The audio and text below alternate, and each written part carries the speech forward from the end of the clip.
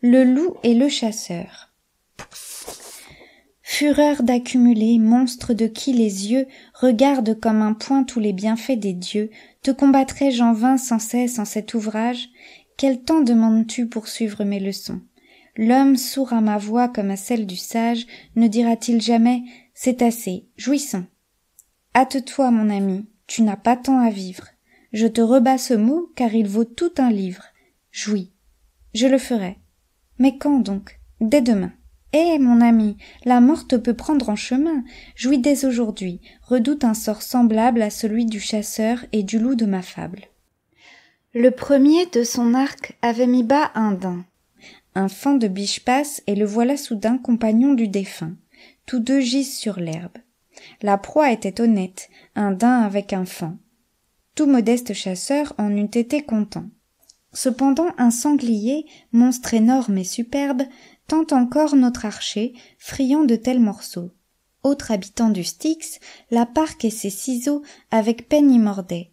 La déesse infernale reprit à plusieurs fois l'heure au monstre fatal. De la force du coup pourtant il s'abattit. C'était assez de bien. Mais quoi, rien ne remplit les vastes appétits d'un faiseur de conquêtes. Dans le temps que le porc revient à soi, l'archer voit le long d'un sillon une perdrix marcher. Surcroît chétif aux autres têtes. De son arc toutefois, il bande les ressorts. Le sanglier, rappelant les restes de sa vie, vient à lui, le découd, meurt vengé sur son corps, et la perdrix le remercie. Cette part du récit s'adresse au convoiteux.